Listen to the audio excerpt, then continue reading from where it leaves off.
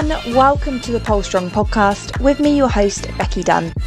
Today I interviewed the amazing Athena Wolf, flexibility coach and just a bendy goddess. Sorry about some of the background noise. I did this interview between clients at the gym and you can hear some of the weight smashing down on the floor. Sorry. But Athena, thank you for joining me. Thank you for inviting me. Oh, this is so exciting because I see so many people take your classes. You're just an absolute little bendy goddess.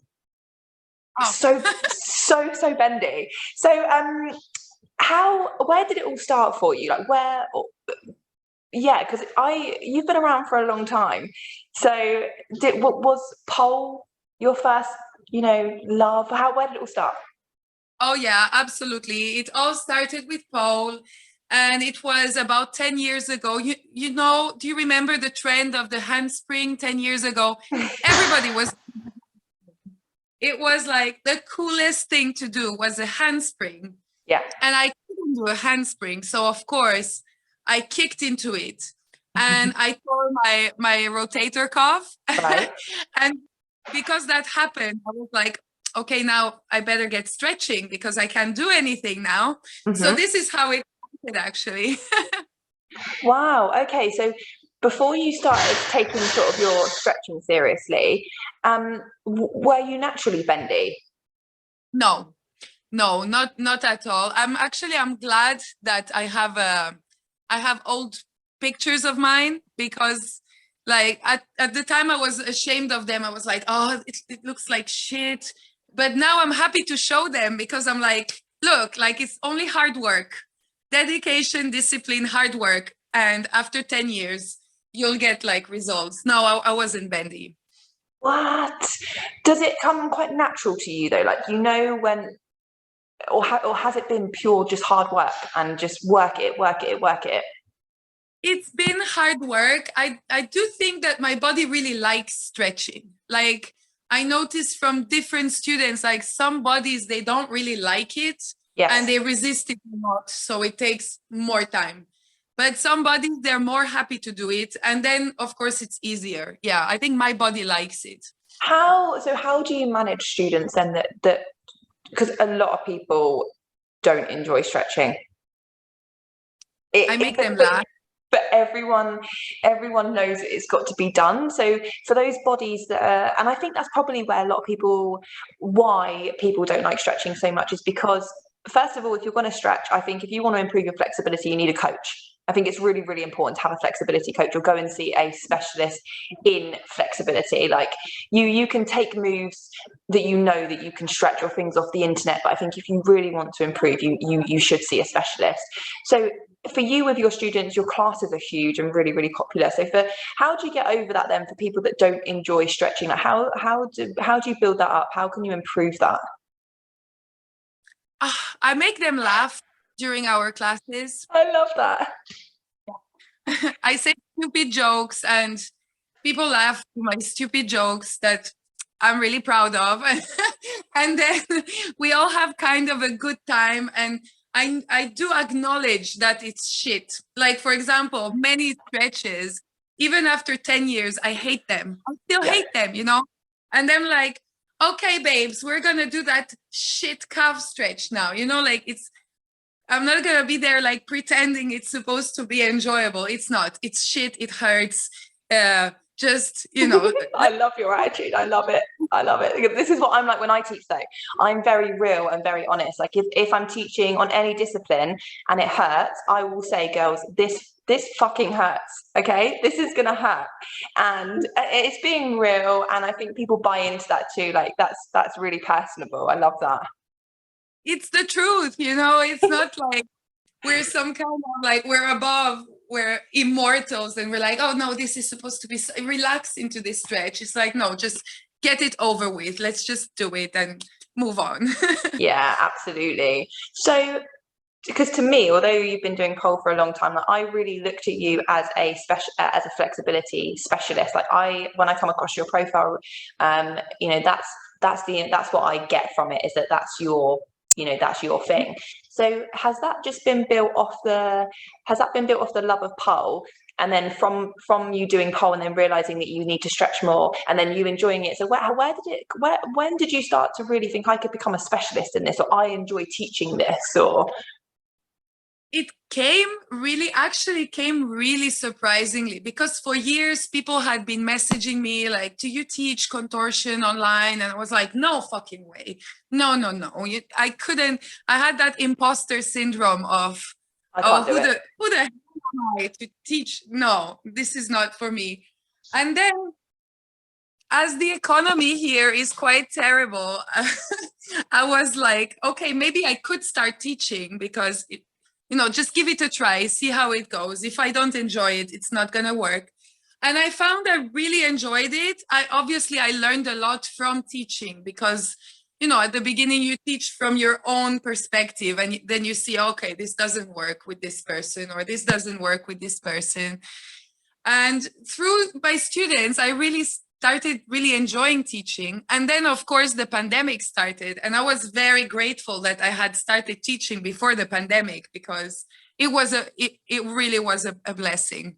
Well, then, because we all transitioned online so quickly, and I think everybody had to adapt to teaching online. Like I've spoken about this in the podcast, so it's not as straightforward as you may think it is. You have to really consider and adapt the way that you do teach online. So having that experience, I think a lot of people had to go through a lot of learning curves. If you already were experiencing that, then for you, when the online training platform exploded and you were already doing it, like, that's great. Yeah, that was great. And also, I think for pole, it's probably much more difficult to teach it online, because you have to, some people want to be spotted, and yes. it's a completely different thing. As for flexibility, like you're on the floor, you can't fall higher than from a bridge, like at the end of the day, it's much easier to approach it than teaching pole online. Must be like super hard. It's difficult when you, like you say, when those moves that require a spot, because I was having this conversation before with someone else, like a butterfly requires a spot. You need so unless you're teaching sort of maybe like beginner, low level, intermediate, or even if you teach intermediate, advanced, like you've got to be sure that the people that you're teaching are strong enough to.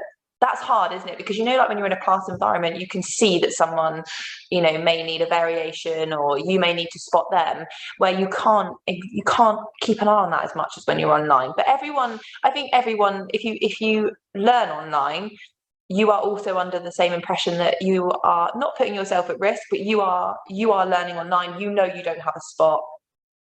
Yes. You know that that's sort of what you're signing up for.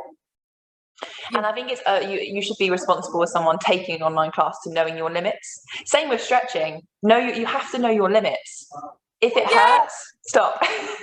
Absolutely. Like I've had people be like, oh yeah, I injured myself, or the fear I had at the beginning was like, oh shit, what if somebody injures themselves? But then it's like, we all have to learn. Injury is a way to learn to listen to our bodies. 100%, 100%.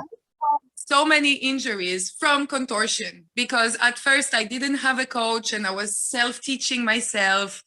And even with a coach, I still have some injuries sometimes, because it's normal. If you train something, injury is part of training. Like I always say that to my students, we will make it as safe as possible, but injury is still always part of the training, like overuse of a muscle, of a ligament.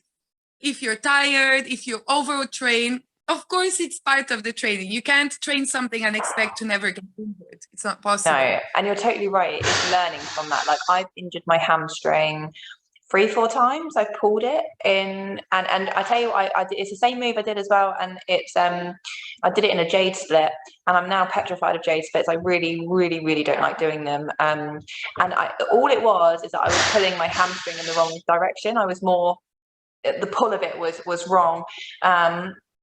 And again, I've learned from that. I've injured my wrist. Learn from it. But it has to be, you do go through those learning curves. You're totally right. And again, that's also how you learn, like you say, about your limits.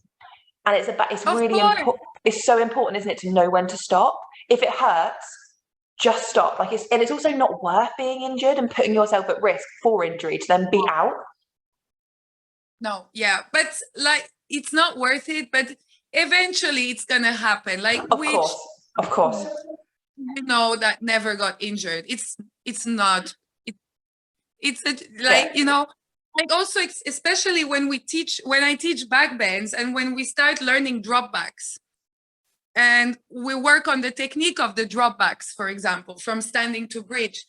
And I just insist on the part of, babes, just like engage your arms, because the worst case scenario, it may happen, it may never happen, but at the worst case scenario, you're going to injure a finger or your wrist. You know, you're not going to bang your head on the floor. Yeah. That's what we want to, you know, at the worst case scenario, we want to get the least trauma, like injuring your hand, your wrist. Oh, that it's okay. It can happen, you know, but we don't want to smack our heads on the floor. No. But again, it's highlighting those risks too. Like this could happen, and it may happen. Like you say, you can't expect, if you are dedicated to a sport, regardless of the sport or whatever you do, you're always going to be injury prone, always. But it's just managing that, isn't it?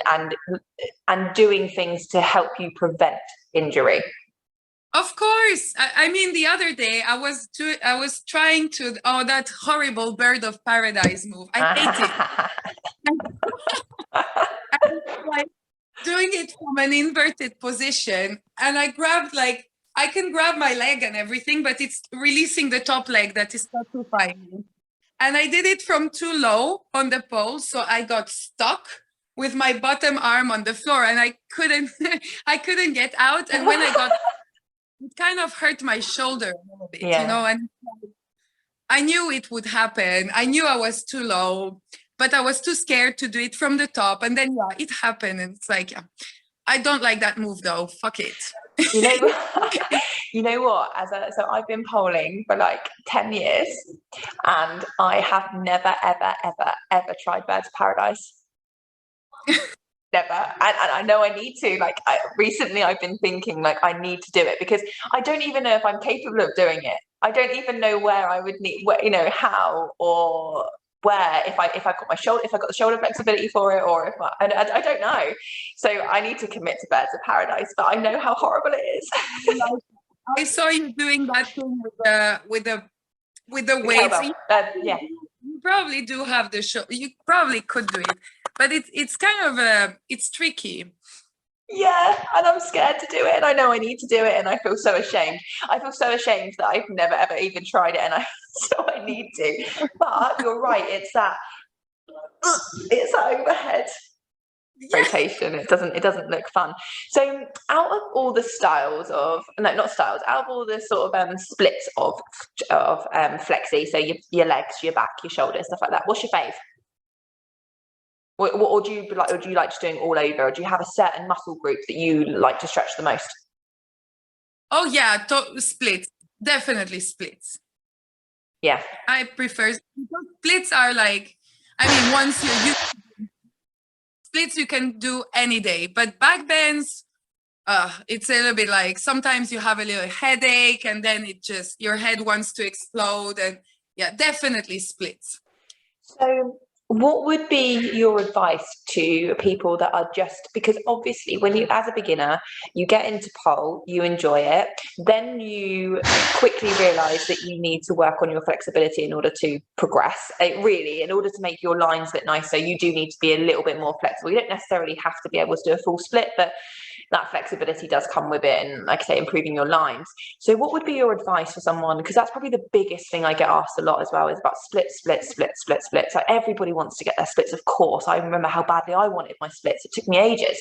So what would be your advice for people that are wanting to get their splits at the start of their flexibility journey? I think the best advice I always give my students is, like, when you want to commit to something, and then you want to do the splits and the pole and the handstands and the whatever, all the ambitions we have, but it's not realistic to commit to every single thing. So what I always advise to my students is, like, okay, now you started training flexibility.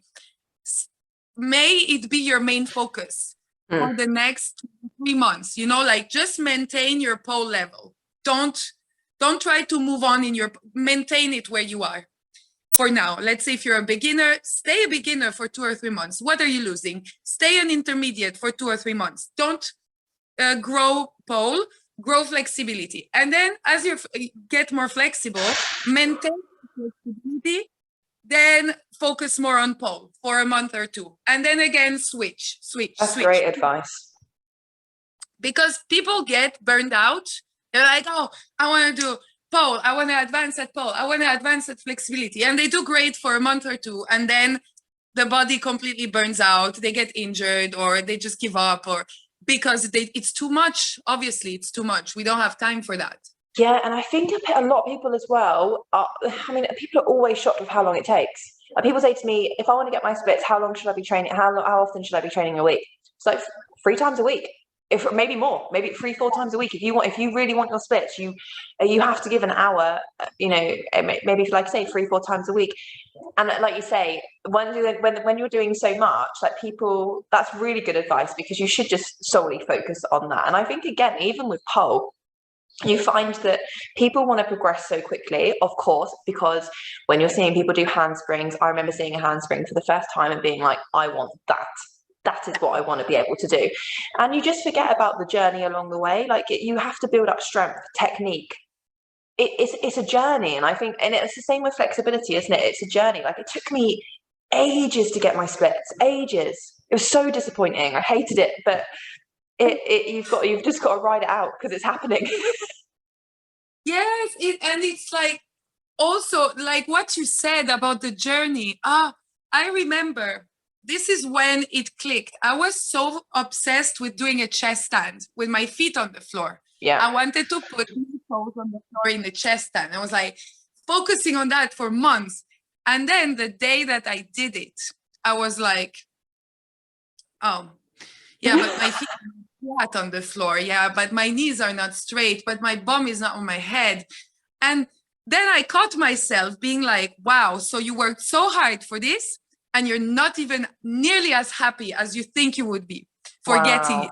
You're already looking forward to something else, So it's like, so I always tell my students, it's like, trust me, now you want a split. By the time you get that split, you'll want something else already. So you better learn to have fun in your journey now, because otherwise you're going to get really frustrated. Like, always looking for, and that still continues no matter what level you are.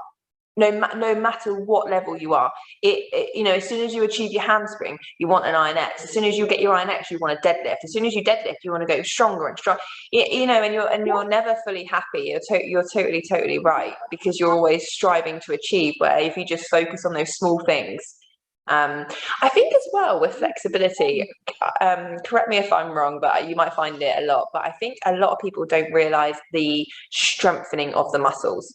Like you'll have some people that are naturally bendy, and people, when you get those, when you come across people and you're like, oh, you're so naturally bendy. I wish I was like that, but a lot of them, a lot of students don't realize the strength that's involved too. Like you can't just bend your back. It's not about that. There's so much more to it. It's the same with your splits as well. You can't just, okay, yeah, you can stretch and lengthen the hamstrings, but you need to strengthen the muscles too. Oh yeah.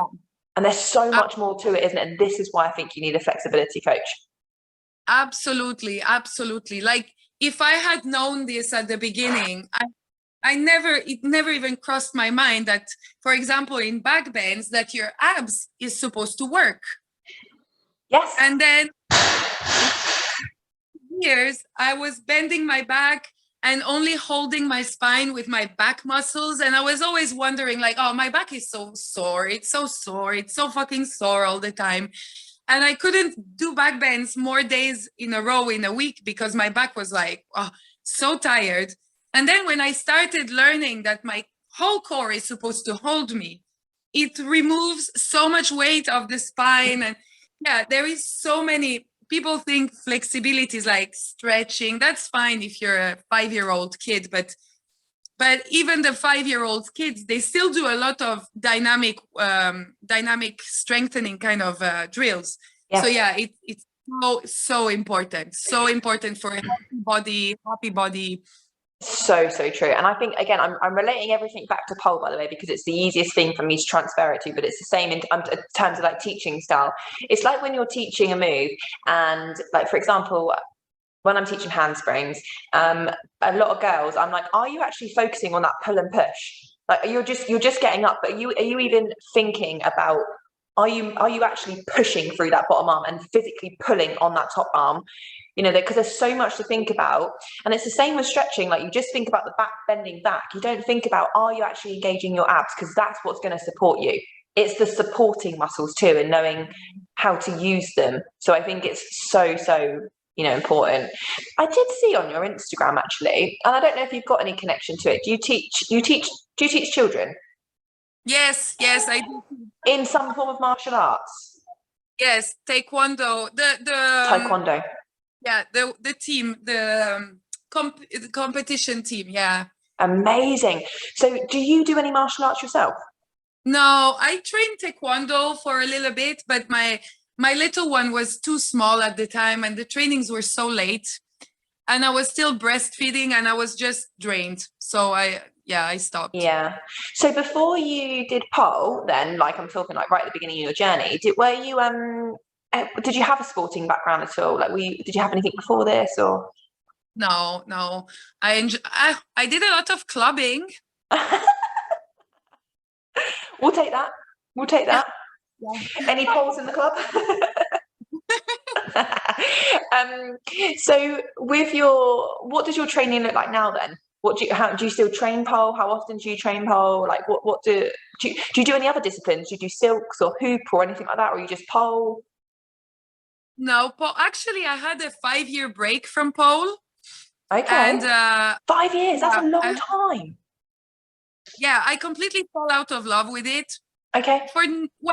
I think it was related with big changes in my life, and pole was related to one part of my life. So I think I needed to have a break from it. And I got back to it last year, and I thought I didn't need a coach. I was like, yeah, I'm going back to pole. I'll do all this by myself. I'm bendy now. I'll do all the bendy moves by myself. I got this. Just like we said, like the need of having a coach. And then for a year or something, I was rotating the same 3 moves: the jade split, the dragon tail, and the contortion scorpio. That's all I could do. That's all I did. Nothing improved in 1 year, absolutely nothing. And then contacted my old coach from 10 years ago. And she's Russian, and she's very the Russians are amazing. I love her. And so, yeah. And now I train with her twice a week. And I really appreciate, although I am very angry at her during the trainings, I really appreciate it. Yeah, absolutely. So how often are you training at the moment then? So is it just twice a week? What does your training structure look like with your flexibility? Yeah. I'll do twice a week, and then my flexibility, I mix flexibility, and because this year I am prioritizing handstands. So my flexibility is, I'm just maintaining it this year. I said I don't need more this year, just maintain it and handstands. So that's actually an advice my handstand coach gave me, because I was like, I train, but my training lasts 1 hour, and I have the classes I teach, I have the kids, I have the dog, and then I give up on training because I'm like, oh fuck, it's gonna take an hour, and then she was like, honey, just pick 2 or 3 exercises you want to do. 1 exercise for your legs and 2 exercises for your handstands. That's 15 minutes. Do it, Yeah. She was like, and maybe if you start doing these 3 exercises, maybe you'll see that you have time to do a 4th one. And this is what I started doing in the past 2 months, or a little bit less, but I'm very happy with it because I train every day. Yeah. 2 or 3 exercises. So it lasts 15 to 20 minutes. I'm done. I'm sweaty. I get the things done, but I'm very consistent. So I'm happy about that. So you're training at the moment every day? Well, yeah, I do have 1 day where I completely rest, though. That's good. But yeah. So because it's hard to make at best, I would love to train 3 to 4 times a week for an hour, but then I never stick to it because it's like, oh, shit, or, oh, social media. I got caught up on social media, for example, the big We all get distraction. caught up on social media. So annoying. So you training for about 15, 20 minutes, sort of those small, sharp bursts of like, you know, time over the week, and then do you have longer sessions, or how does that work for you? Yes, because I have my I have the classes I teach, so I have 2 splits classes a week, 1 active splits class a week, and 1 backbend class a week. So they're quite intense, and I do it with them. So yeah, I maintain. Yeah, I do the work with them. Amazing. So then you're almost like training yourself too. I sometimes use that time too to when I'm teaching, I sort of count that as training time to a degree, because I'm still on the pole a lot, or on the hoop a lot. So that's you're still working your muscles. Absolutely. So something actually really interesting, it's just triggered a question I was actually just thinking about. You mentioned active flexibility. Now, this is totally different, isn't it, to normal flexibility? Like, and I think that is one of the most shocking things as well. If you have a coach, you'll learn this. If you don't, and you're just sort of learning yourself, you don't. You can split on the floor, and then you take it up, and you're expecting this beautiful flat line. You look back at your video or your photo and you're like, what the fuck is that? I am like my legs are like this. Yes, with the bent knees. Yeah. Exactly. So training active flexibility is so different, isn't it? And I think it's something that people if you have a coach, it's not neglected, but people neglect it. I don't think people don't know enough about active flexibility and how to actually use it. Yes. And it is so important, especially the way I like to do it is before doing active flexibility is first do a deep stretching, because then you get your full range of motion, and then you use that full range of motion to strengthen it. Yeah. If you use it as a warm-up, your full range of motion is not open yet, and then you're still strengthening the same range of motion than if you're fully stretched. And then you can go deeper into strengthening the joints and the ligaments and all that. Yeah, something with flexibility that I found too. And again, it could be wrong. I'm interested to hear your opinion on it. I think it all depends on you and your style and what works for you. Like for me, it took me a long time to understand that I have to, if I want to split, I need to dynamically warm up. I can't static stretch. I can't just hold it and be able to split. Like I need to be doing my squats, my lunges, finding moves that work for me, big leg kicks, stuff that's really, really dynamically warming up the muscle. And there was times before where I was in stretch classes and I would do an hour of stretching and, still not be able to split and be like, well, why can't I split? Like this is ridiculous. How am I stretching for an hour and then still not being able to split? And it was just because the style in which we were stretching just clearly wasn't working for me. Like if I would need to spend maybe 20 minutes, half an hour really dynamically warming up the muscle and then stretching, instead of spending like 5-10 minutes doing like 10 squats and being done and trying to split. It doesn't work for me. And a lot. Like I used to also have to warm up like that for flexibility until I started training with my coach. And she was a Cirque du Soleil artist. Amazing. And, honey, if you do that before, so you want to warm up, then you want to stretch, and then you have some tricks you want to do maybe on the pole.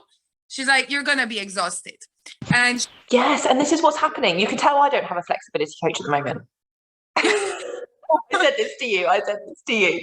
I absolutely, really quickly before you move on, I absolutely loved what you said to me in your message when I said to you, I was like, she's a girl after my own heart. Like I said, when I needed to have a flexibility coach, and you were like, well, unfortunately, and there's no moving forward unless you prioritize the time. And I was like, oh, damn it, she's so true.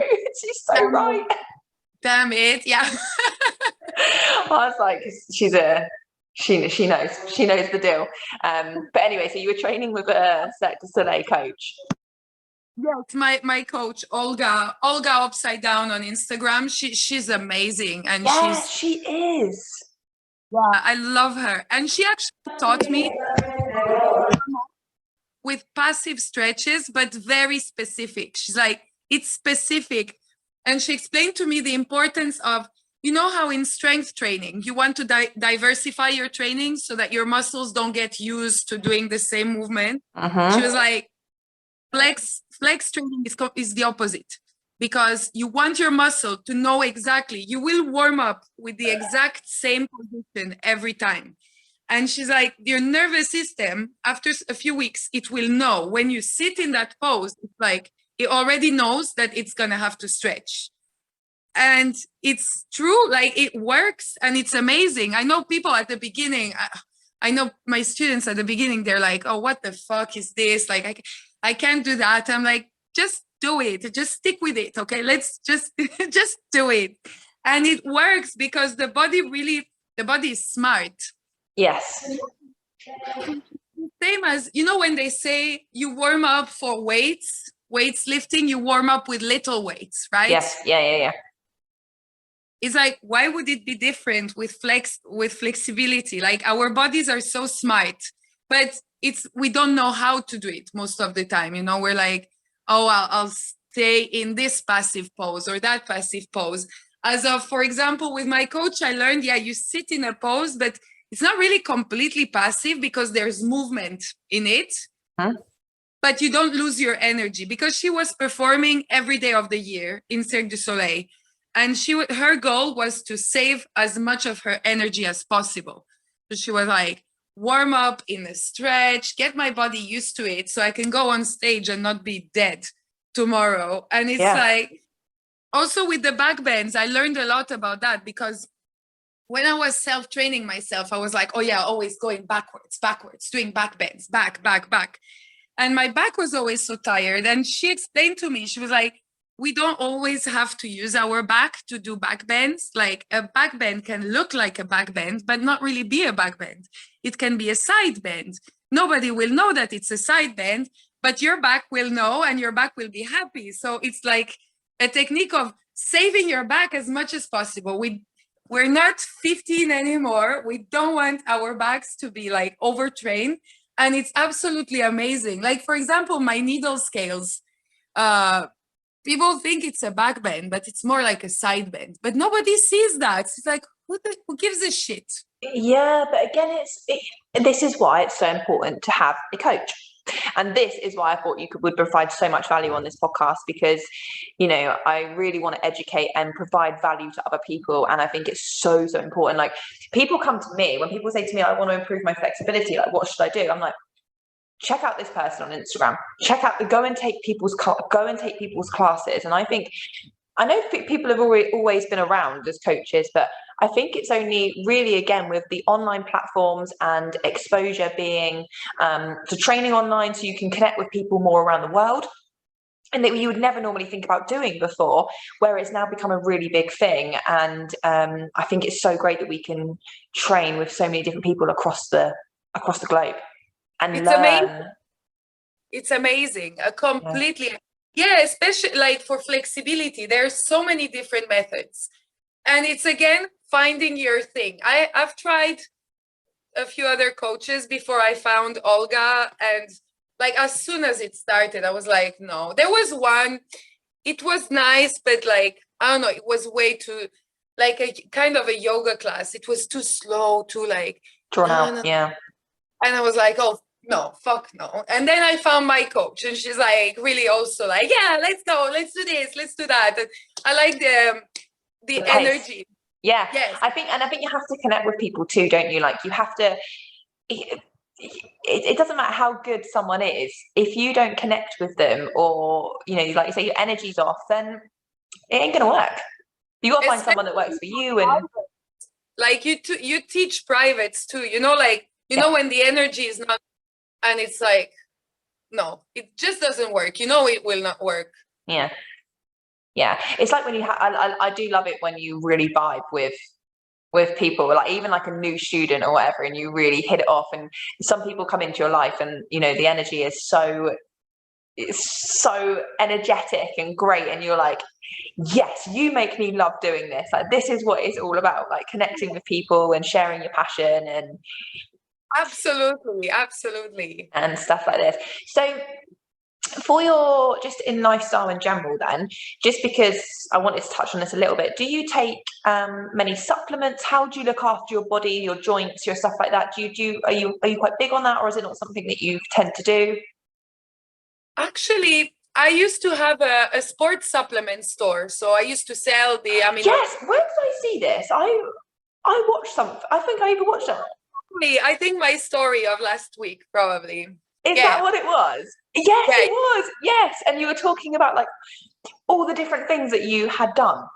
Yes, crazy things that have nothing to do with each other. Yeah, exactly. No, like just like worlds apart, but you were like, I've done a little bit of this, and then I've done a little bit of this. Yeah, like I drank champagne for money, and then that was it. I love that. And then where do I sign up? What? Where do I sign up for drinking champagne for money? But I don't know if you have them in the UK. They're called like champagne bars, cabaret. Yeah, I think we have some in the UK. I think they're more like in London, in the cities. Oh, okay. But, yeah. Well, so but it left me with a kind of an addiction in the end, so it wasn't good. No, but yeah, the supplements. Yeah, I also tell my students like it's important. You can't just rely. Unfortunately, our food is not quality anymore unless it's from a farm. It's not going to be enough. So I do always advise. Like, glutamine is great. Glutamine is great, and it's affordable. Like great. But then also magnesium. Yes. Vitamin, but also I tell people like don't take them all the time, you know, like you don't want to take them the whole year long. Take, let's say, magnesium for 2 or 3 months, make a cure of magnesium, and then stop it, and then take post workout amino acids. Yes, yeah. No, buy two boxes, take them, then stop, then stay for a month or 2 without anything. Then, you know, we have to diversify it quite a lot. That's really interesting. So do you take many supplements for like amino acids, BCAA? Are you quite hot on that, or do you just take it as and when? Yeah, as and when. At the moment, I don't really take anything except for vitamin D. Yeah, so important, vitamin D, yeah. But at the moment, that's it. But yeah, but I do encourage people to take them because it does make a difference. It's really important, isn't it? It makes, I feel, in my energy levels too, like, and also just looking after my immune system, like especially when I'm mixing with so many different people on a daily basis, like I want my immune system to be as strong as possible. Like I had COVID last week, which was shit, but I managed to kick it in 3 days, just from, you know, my water intake was high, my vitamins were high, keeping my body as healthy as possible. Like you say, the food is shit, you're not going to get as much goodness from food. You need to add things. And also supplement that. You kicked COVID in 3 days, and that's also important people to know, because you take care of your body all the time. You know, you didn't like get COVID and then started taking your supplements. Like it's not, you got rid of it quickly because the whole year long you were like being careful of taking care of your immune system. And you know what's really good for the immune system? It's ridiculous. Here it's like wild oregano oil. Oh, okay. And you put on a spoon, you put olive oil on the spoon, and then you put like 3 drops of oregano oil. Yeah. It's really hot. It burns everything inside you. You're selling it. Yeah, I don't know what it does. I've started taking that last year already. Like whenever I feel like I'm getting sniffy, I take those 3 drops. Last night I was sniffy. Yeah. And this morning I was fine. Like, I don't know what is happening. Something's happening. It's happening. Like, it does it. Well, this is the same what I did with because I take vitamin C, vitamin D, stuff like that on a daily basis. And I just even quadrupled my intake of vitamin C when I knew I was, like, my husband had COVID first for a week and then I got it. but during that week, and even when I had it, I was having like 6,000 milligrams of vitamin C a day, which I know is a lot. But when I was looking at Joe Rogan, he had COVID, and again he kicked it in 3 days because he had like a vitamin C IV drip or something like that, and he was having like, I think it was like 10,000 milligrams of Vit C a day, as well as like a stupid amount of vitamin D. So it's really, really important. But it's interesting that you say about magnesium, right? Because I have a magnesium and zinc and calcium supplement. And I've actually stopped taking it because you're supposed to take it sort of towards the end of the evening, aren't you? Towards bed is like the best, they say the best time to take it. And it was giving me crazy dreams. Like it was unlocking a part of my brain that was so deep. Like I would wake up crying. The dreams were so vivid. They were awful. So I've actually, maybe, I don't know if it's the zinc in it too. I don't know. But yeah, I had to stop taking it because the dreams were just crazy. Oh, that's interesting. I know. Maybe I might start taking it again because the benefits are fantastic. Take it like a little bit later in the afternoon. Don't just take it before going to bed. Yeah, but yeah, I don't know what was happening. It was clearly unlocking a really deep part of my brain because these dreams were mental, absolutely mental. Maybe somebody was trying to tell you something. Start taking it again. Maybe you're message. Something might come to me. You're right. Yeah. So you know what I wanted to add also for yes. like the immune system, and this is something I started like 2 months ago. A friend tricked me into trying that, and now I'm addicted. Ice cold showers. My husband started this. It's amazing. Oh, please don't say this. I don't want him to hear this because he's been trying to get me to do it. You have to start doing it just once. Well, not just once. You will hate it at first. So he's exactly the same. He started with 10 seconds and then increase. So yesterday, I think he was in for 30 seconds or a minute or something. And now he goes in, puts music on, and he feels like alive when he comes out. Yes.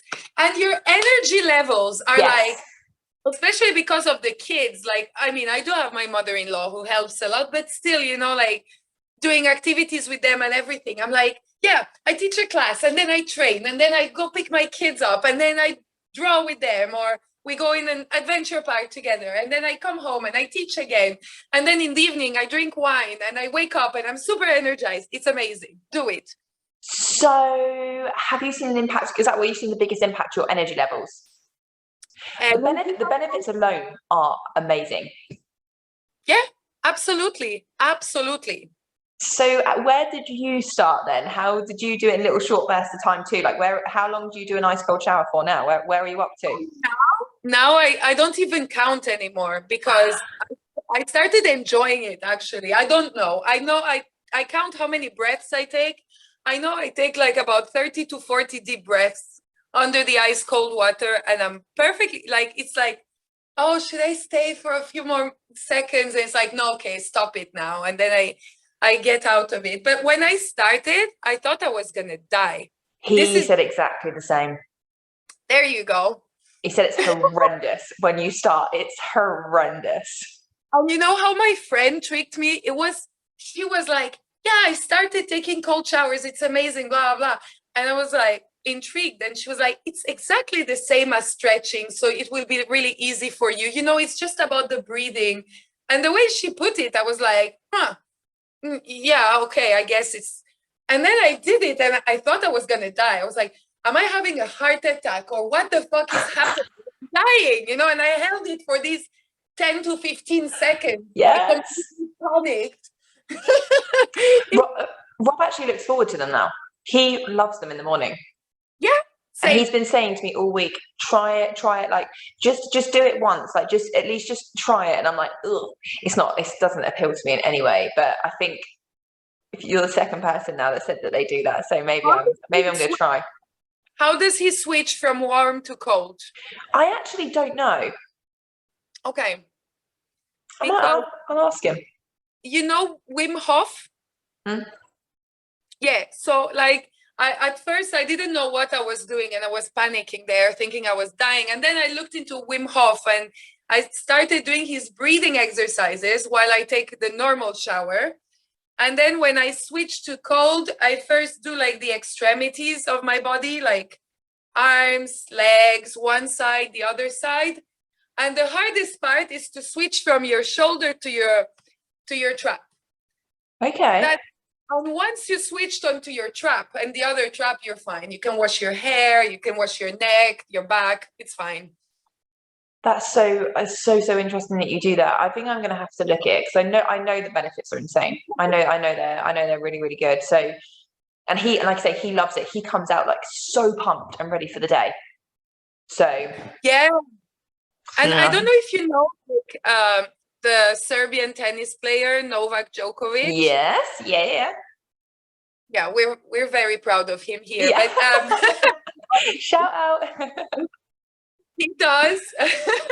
He does something like after he trains, because I don't know if you notice, like he's very flexible. He nearly on the after his training, he goes into ice cold baths because he says it like your ligaments get super, it's like you get another layer around your ligaments. They get super strong and super resistant. So yeah. Interesting. That's really interesting. I know a lot of people that ice bath. I've got a student that does ice baths as well. And I said to Rob the other day, I would like, he's been interested in doing ice baths, like just at home, if we were to buy a shit ton of ice and just, do it like that. Still, it's just the thought of being cold. I fucking hate being cold. It's not the same. It's not the same at all. Absolutely not the same. I think I'm going to have to try it. Yeah, you will have to try it now. So I've got another question for you, actually. I've got another couple, but you mentioned that you fell out in love with pole. Now, there's going to be a lot of people that relate to you with that. And sometimes when people ask me questions on my Insta and about motivation and stuff like that, and if I have whatever I respond, some people will say like, "Oh, I really needed to hear that today." Like, there's a lot of people that fall out of love with, and it's happened to me as well. It's happened. I think you just get a bit stagnant with your training, and it's not enjoyable, and you're sort of like, I don't know, you just don't enjoy it, and you're like, oh, I don't want to do this anymore. And it even got to a point with like hoop. At one point, I was like, I don't know if I want to teach this anymore. I don't know if this is for me. And then like the next week, I'm like, oh, that was stupid. I love it. So how did that? The 5 years is a long time. So how did you get yourself back into it? Like, what would your advice be for people that are losing motivation? Because there's a lot of people that do. Yes, I would say focus, like, for example, if you train athletic pole and you fall in love with it, put heels on and do some choreo, or switch it up. Yes, switch it up completely. Or, for example, maybe train low flow pole or just something different, Yeah, switch it up. Completely sweet. Or sometimes it's okay to even say, okay, I'll give myself a break, like when, of course, not when you're being discouraged, but when you come to the point where you're sick of preparing your pole bag to go to the studio, it's obviously time for distancing yourself a little bit, and distance yourself. Go take some jazz ballet classes or hip hop classes. Just switch it completely. Allow yourself to have a break. And that's what I also always tell my students, because we get so into with our heads, we are insane. Like, we start doing pole as a hobby, as something to make us feel good about ourselves. And then somehow with our brain, we end up feeling bad about ourselves because we can't do this, we can't do that. Like, we completely forget the reason why we started it. Yeah. To begin with, it's like, we're not doing it for fun anymore. We're like, if she can do that after 6 months and I cannot do that after 8 months, it means I'm shit, I'm worthless. Yes. Our brain, like, we need to stop this and remember that we want to have fun and feel good about ourselves. Absolutely. And I was speaking with Christy Sellers. I put the podcast up today actually with her, and it was an amazing chat with her, and she was talking exactly the same. People take breaks, and also because I was saying, like, she's been doing it for like 14 years, for example, and I was like, God, you're so experienced. And she's like, yes, I might be experienced, but it doesn't mean shit. like I said, I've been doing pole for 10 years and I've never done a Birds of Paradise. It doesn't make me a bad pole dancer. It doesn't make me, I'm okay that I haven't tried it. Like, I think it's like you have to get to a point, and this is when my love for pole excelled, when I focused on what I'm good at. Like, for me, that's strength. I enjoy strength, flips, dynamic. That's me. That's my style. And I think, and again, I had this conversation. I can't remember who I was talking to. I think it was Chloe Anderson. You've got to own it. You've got to own what you're good at, and find that and enjoy it and explore it. Like, yes, there's loads of different avenues, but don't compare yourself. There's people that have been polling for same or less time than me, and they can do bendier stuff than me or stronger stuff than me. And I mean, it's going to happen. Exactly. Do what you love to do, and do what you get the most pleasure out of. And that was when I stopped caring that, like, okay, I'm not the best at jade splits. They don't come very naturally to me, so I just won't do them. I still train them occasionally. I need to train them. It's good to do, but it's not. I'm not going to beat myself up that I can't do it, or that I'm not massively flexible, have open shoulders. Like, I'm not going to beat myself up about that. No, that's fine. That's completely fine. Exactly. And I think it's like it's just finding what you enjoy and what you're good at, and then deep diving on that. So my last question for you, it's someone that asked on Instagram, which is what I actually would have asked you anyway, but they said to me, can you ask what your tip would be for anyone starting pole as a beginner? What would your tips be? For someone starting pole, to have fun, and to remember that they started it because they want to have fun, because I think it's what kills the mojo for many. It's why I fell out of love with it, because why many of us fall out of love with it. Have fun, and always make yourself look as good as you can for yourself. Like, go to pole, put some makeup on if you want to, like, really make a big deal out of like how you want to look like for yourself when you're doing pole.